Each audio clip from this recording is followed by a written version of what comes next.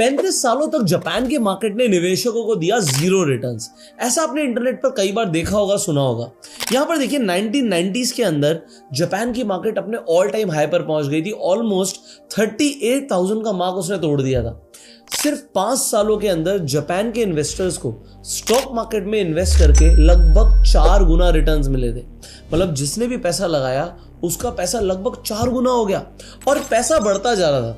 तो यहां पर क्या हुआ, एक बबल क्रिएट होना शुरू हो गया, लोगों ने पैसा लगाना शुरू किया, बट पैसा आया कहां से? और फिर 35 सालों तक मार्केट ने रिटर्न नहीं दिया। अपने जो ऑल टाइम हाई बनाया था 1990 के अंदर, वो अब जाके 2024-25 में तोड़ा है।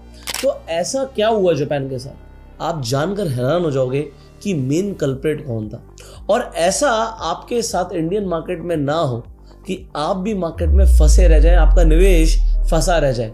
वीडियो को एंड तक देखना, वीडियो बहुत इंटरेस्टिंग है। सबसे पहले जैसे मैंने बोला कल्प्रेट कौन था, तो कल्प्रेट था यूएस, अमेरिका एज ऑलवेज। अब अमेरिका को सबसे बड़ा खतरा क्या था, जापान 1980s के अंदर उसकी प्रोजेक्शंस ऐसी चल रही थी कि वो यूएस से आगे निकल जाएगा। हर तरीके से उसकी इकॉनमी यूएस की इकॉनमी को आउट परफॉर्म करने वाली है। तो इसने एक चाल चली, यूएस ने एक चाल चली जिसे बोला जाता है प्लाजा अकॉर्ड। बेसिकली यूएस ने एक मीटिंग बुलाई G5 कंट्रीज के साथ। अब G5 कंट्रीज कौन सी है? France, Germany, Japan, United kingdoms and US. ये कहां पर मीटिंग बुलाई? न्यूयॉर्क के प्लाजा होटल के अंदर। अब यहां पर यूएस ने प्रपोज किया और इन्होंने एग्री भी कर दिया सारी कंट्रीज ने कि हम जो यूएस का डॉलर है ना उसे डेप्रिशिएट करेंगे। अब देखिए कहने का मतलब ये है कि सबने एग्री किया कि जो यूएस की करेंसी है उसे डेप्रिशिएट किया जाएगा और जापान की करेंसी को स्ट्रॉन्ग किया जाएगा। अभी तक आपने इकोनॉमिक्स में यही सुना होगा कि जिस देश की करेंसी जितनी स्ट्रॉन्ग होती है वो देश उतना पावरफुल होता है। बट यूएस ऐसा क्यों चाहता था कि उसकी खुद की करेंसी डेप्रिशिएट कर जाए और जापान का येन बढ़ जाए? अगेन आप जानकर हैरान हो जाओगे। देखिए उस टाइम पर जो यूएस जापान को माल एक्सपोर्ट करता था वो था $26 बिलियन का नियर अबाउट। ये 1980s की बात है। और जो जापान यूएस को एक्सपोर्ट करता था वो था $79 बिलियन। जो इसके अंदर ट्रेड डेफिसिट आ रहा था वो आ रहा था $53 बिलियन का, जो कि अभी डोनाल्ड ट्रम्प ने रेसिप्रोकल टैरिफ्स लगाए थे ना, वो यही बोला था कि ट्रेड डेफिसिट आ रहा है इन कंट्रीज के साथ हमारा। चाइना हमें ज्यादा माल देता है, हम उसे कम माल देते हैं। इंडिया हमें ज्यादा माल देता है, हम उसे कम माल देते हैं। तो जो हम पर ज्यादा टैरिफ लगा रहा है उस पर ज्यादा टैरिफ लगाए जाए, ऐसा प्रपोज किया गया। बट गणित बिठाई गई कि बेसिकली जितना ट्रेड डेफिसिट है उस हिसाब से टैरिफ्स लगाए जाएंगे। उन्होंने जो भी गणित अभी लगाई है उस टाइम पर भी कुछ गणित लगाई गई कि हमें कैसे भी कर जापान को रोकना है। जापान को रोकना है तो कैसे रोका जाएगा? देखो चाइना से लोग क्यों माल मंगवाते हैं, कोई भी कंट्री क्यों माल मंगवाती है? क्योंकि चाइना का सामान सस्ता है। अब चाइना का सामान सस्ता है और उस कंट्री का महंगा है। अब देखिए उस टाइम पर भी जापान का सामान सस्ता था और यूएस का महंगा था। एक काम करते हैं ना, जापान की करेंसी की वैल्यू को बढ़ा देते हैं। अगर जापान की करेंसी की वैल्यू को हम बढ़ा देंगे तो जापान का सामान अपने आप महंगा हो जाएगा और क्योंकि सामान महंगा हो जाएगा तो लोग जापान का सामान कम प्रेफर करेंगे और अपने देश का सामान ज्यादा प्रेफर करेंगे। तो क्योंकि वहां पर ट्रेड डेफिसिट को कम करना था यूएस ने एक चाल चली कि भैया हम यूएस डॉलर को वीक करेंगे, उसको डेप्रिशिएट करेंगे और जापान की करेंसी को बढ़ाएंगे। अब जापान की करेंसी को बढ़ाने के लिए जापान ने क्या किया? जापान ने डॉलर्स को बेचना शुरू किया और अपनी करेंसी को खरीदना शुरू किया। तो आपको पता है कि गवर्नमेंट ऐसा करती है, अपनी करेंसी को प्रोटेक्ट करने के लिए भी ऐसा करती है। बट जापान ने जब डॉलर्स को बेचा और अपनी करेंसी को खरीदा तो येन, जो जापानीज येन था, उसकी वैल्यू तो बहुत ज्यादा बढ़ गई बट उसके एक्सपोर्ट्स घट गए। अब जब एक्सपोर्ट्स घट गए तो बिजनेसेस को नुकसान हुआ। अब बिजनेसेस को नुकसान से बचाने के लिए लोन्स को सस्ता करना था। अब लोन को सस्ता करने के लिए जापान ने इंटरेस्ट रेट्स को कट किया। अब इंटरेस्ट रेट को जैसे हम कट करते हैं तो दो चीजें होती है, एक तो लोन सस्ते हो जाते हैं, दूसरी चीज क्या होती है, लोग जो गवर्नमेंट बॉन्ड्स होते हैं उससे पैसा निकाल कर स्टॉक मार्केट में लगाते हैं।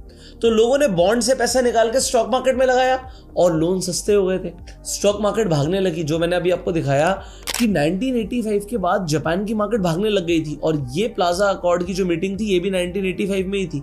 अब इंटरेस्ट रेट्स कम हुए और लोन सस्ते हो गए, लोगों ने बॉन्ड से पैसा निकाल के स्टॉक मार्केट में लगाया, मार्केट भागने लगी। तो लोगों ने और सरकार से पैसा लिया, लोन लिया, और क्या किया, मार्केट में पैसा लगाना शुरू कर दिया। यहां पर इकोनॉमी को बचाने के लिए जापान ने करेंसी को प्रिंट करना शुरू कर दिया। अब करेंसी को प्रिंट करने से क्या होता है, करेंसी डिवैल्यू होती है। 5 सालों में स्टॉक मार्केट ने तो ताबड़तोड़ तेजी दिखाई, बट उसके बाद गवर्नमेंट ने नोट प्रिंट करना शुरू किया, एक्सपोर्ट्स ठप हो गए, और पता लगा कि बिजनेस का नुकसान हो रहा है। जब बिजनेस का नुकसान हो रहा है, कंपनीज जो स्टॉक मार्केट में लिस्टेड है उनका नुकसान हो रहा है, तो मार्केट में क्या हुआ, जो बबल क्रिएट था वो फटना शुरू हो गया। अच्छा, ऐसा नहीं था कि लोगों ने सिर्फ स्टॉक मार्केट में पैसा लगाया था। आप गूगल पे लिखिएगा कि जापान में रियल एस्टेट बबल भी बना था, जो उस टाइम पर रियल एस्टेट के प्राइसेस पहुंच गए थे, क्योंकि लोन बहुत सस्ता हो गया था, पैसा बहुत आता जा रहा था, गवर्नमेंट नोट छापती जा रही थी। अब जब नोट छाप रही है, करेंसी बहुत सस्ती हो गई है, तो रियल एस्टेट और स्टॉक मार्केट में बूम आ गया था। बट वो प्राइसेस 35 सालों तक मीट नहीं हुए। तो क्योंकि ये जापान देख चुका था, सीखा इससे इसके भाई ने, वो है चाइना। अब देखिए यहां पर ये शुरू हुआ सिलसिला 2015 के अंदर, जब ट्रंप की गवर्नमेंट ने, डोनाल्ड ट्रंप ने चाइना पर इल्जाम लगाने शुरू करे कि ये अपनी करेंसी को मैनिपुलेट करते हैं। मैं आपको यहां पर दिखाता हूं। अब जो ये चार्जेस लगाए गए मैनिपुलेशन के कि भैया 2015 से 2019 के बीच में आपने बहुत ज्यादा अपनी करेंसी को मैनिपुलेट किया है। देखो, यूएस ट्रेजरी डिपार्टमेंट ने ऑफिशियली नाम रख दिया था China currency manipulator on August 5, 2019। But फिर 2020 के अंदर लेबल हटा दिया कि ठीक है यार, ट्रेड तो करना ही है साथ में। बट ऐसा इसलिए हुआ क्योंकि अगर आप देखोगे, जो युआन है वो डॉलर के कंपैरिजन में घटता जा रहा है और ऑलमोस्ट अपने ऑल टाइम लो पर है। अब जो ये चाइना कर रहा है, अपनी करेंसी को डिवैल्यू कर रहा है, ये बिल्कुल वैसे ही कर रहा है जैसा यूएस ने जापान के साथ किया था, कि अगर करेंसी डिवैल्यू होगी तो लोग हमसे सामान ज्यादा खरीदेंगे, अगर हमारी करेंसी बढ़ती जाएगी तो हमारे एक्सपोर्ट्स महंगे हो जाएंगे। और करेंसी को डिवैल्यू करके एक्सपोर्ट्स को बढ़ाता जा रहा है चाइना, और इसीलिए ग्लोबल लीडर बन गया है मैन्युफैक्चरिंग में भी और एक्सपोर्ट्स में भी। अब करेंसी को डिवैल्यू करने के लिए क्या करना पड़ता है, करेंसी को बेचना पड़ता है और फॉरेन रिजर्व्स को इकट्ठा करना पड़ता है। देखो, जो युआन है ना, उसको खुद चाइना कंट्रोल करता है कि उसका प्राइस क्या रहेगा। पॉइंट यहां पर यह है कि जो ये करेंसी डिवैल्यूएशन है, करेंसी का डिवैल्यू होना अच्छी बात नहीं होती, क्योंकि करेंसी और कंट्रीज की भी डिवैल्यू हो रही है, जैसे कि अभी टर्की की। इसके ऊपर मैंने एक वीडियो बनाई थी, आई बटन पे लिंक है, आप जाके जरूर देखिएगा कि टर्की कोलैप्स हो रहा है। बट एक ऐसी कंट्री जो एक्सपोर्ट ज्यादा करती है, अब टर्की इंपोर्ट बहुत ज्यादा करती है, उसके लिए करेंसी डिवैल्यूएशन अच्छा नहीं है। बट जो कंट्री एक्सपोर्ट ज्यादा करती है, जैसे कि चाइना, उसके लिए करेंसी डिवैल्यूएशन बेनिफिशियल है। अब आप देखिए, करेंसी डिवैल्यूएशन और करेंसी मैनिपुलेशन में एक फर्क होता है। करेंसी को जब हम मैनिपुलेट करते हैं और मैनिपुलेट करके उसकी वैल्यू को कम करते हैं, तो इससे बूस्ट होता है एक्सपोर्ट, और इससे कर्जा भी कम होता है। अब कर्जा कैसे कम होता है, इसे समझते हैं। मान लीजिए आज आपने सरकार के गवर्नमेंट बॉन्ड्स में इन्वेस्टमेंट किया, 1 करोड़ रुपए इन्वेस्ट कर दिया। अब सरकार कहती है जब ये बॉन्ड खत्म होगा तो हम आपको 1 करोड़ 10 लाख रुपए देंगे। आप कहते हो बहुत बढ़िया। बट अगर करेंसी को डिवैल्यू कर दिया गया तो आपके हाथ में 1 करोड़ 10 लाख तो आ जाएगा, बट आप उससे जाके सामान कम खरीद पाओगे, क्योंकि करेंसी डिवैल्यू हो गई है। तो जो गवर्नमेंट का लोन होता है वो भी इससे सस्ता हो जाता है। और ये भी एक रीजन हो सकता है कि जो हमारा INR टू USD देखोगे, हमारा INR हमेशा घटता चला जाता है। अब एक्चुअल में आपको लग रहा है आप FD में पैसा रख रहे हो, आपका पैसा बढ़ रहा है। आपको लग रहा है कि आप गवर्नमेंट बॉन्ड में इन्वेस्ट कर रहे हो, आपका पैसा बढ़ रहा है, बट रियल में आपकी करेंसी डिवैल्यू कराई जा रही है। अब इसका तरीका क्या है भाई, अगर हम बॉन्ड्स में रखते हैं, सेफर इंस्ट्रूमेंट्स में रखते हैं, तो भी भाई इन्फ्लेशन तो पैसे को खा रहा है। और दूसरी चीज, हमने जापान का मार्केट देखा कि भैया 35 साल तक रिटर्न नहीं दी, तो पैसे को करे क्या, पैसे को इन्वेस्ट कैसे करें। वेल, इसकी एक स्ट्रैटेजी है। जरूर थोड़ी आपको मार्केट के टॉप में पैसा लगाना है। आप सोचिए, जिन लोगों ने यहां पर जब मार्केट गिर रही थी तब निवेश किया, तो उन्हें 9-9 हजार रुपए का रेट मिला, और आज दोबारा से जो जापान का मार्केट है 37,000 पर पहुंच चुका है। पॉइंट यहां पर यह है कि मार्केट में जो रिटर्न्स बनती हैं डेफिनेटली बनती हैं, स्टॉक मार्केट लॉन्ग टर्म में लोगों को मुनाफा देता है। सवाल है क्या कोई इन्वेस्टिंग का सिस्टम है, क्या आपको स्टॉक मार्केट से पैसा बनाना आता है? बात यह है, ये एक स्किल है और इसे सीखा जा सकता है। इन्वेस्टिंग और ट्रेडिंग दोनों स्किल्स हैं। अगर आपको स्टॉक मार्केट में इंटरेस्ट है और आप स्टॉक मार्केट सीखना चाहते हो, जो स्क्रीन पर नंबर है, इस नंबर पे आप कॉल करके जानकारी ले सकते हो। इसके अलावा मेरी कुछ बुक्स भी हैं स्टॉक मार्केट के ऊपर, आप पढ़ सकते हो। एक बुक मैं रिकमेंड करना चाहूंगा अगर आप ट्रेडिंग में इंटरेस्ट रखते हो, that is candlestick patterns crash course. ये जो बुक है ये कंप्लीटली आपको कलर्ड बुक मिलती है और इसके अंदर जिस तरीके से स्टॉक मार्केट को सिखाया गया है, मुझे लगता है ऐसी कोई बुक मार्केट में अवेलेबल होगी जिसमें एक 6th क्लास का बच्चा भी स्टॉक मार्केट में कैसे ट्रेड करते हैं, कैंडलस्टिक पैटर्न्स आपको क्या बताने की कोशिश कर रहे हैं, वो सब कुछ एक्सप्लेन किया गया है।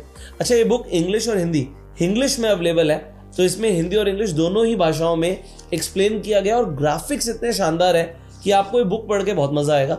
इस बुक को आप Amazon और Flipkart पे ऑर्डर कर सकते हो, लिंक्स मैं डिस्क्रिप्शन और पिन कमेंट में डाल दूंगा। और अगर आप स्टेप बाय स्टेप ट्रेनिंग लेना चाहते हो तो जो स्क्रीन पे नंबर है, इस नंबर पे कॉल करके आप जानकारी ले सकते हो। इसके साथ साथ जब हम करेंसी की बात करते हैं तो लोगों को क्रिप्टो ट्रेडिंग में भी बहुत ज्यादा इंटरेस्ट होता है। अगर आप क्रिप्टो में ट्रेड करना चाहते हैं, जैसे कि आप यहाँ पर देख सकते हो कि ये बिटकॉइन का चार्ट है, अभी बिटकॉइन बहुत अच्छी तेजी भी दिखा रहा है। जिस वक्त मैं वीडियो बना रहा हूँ आप देख सकते हो बिटकॉइन ने एक बहुत अच्छी तेजी दिखाई है और बिटकॉइन $1 लाख का मार्क क्रॉस कर चुका है।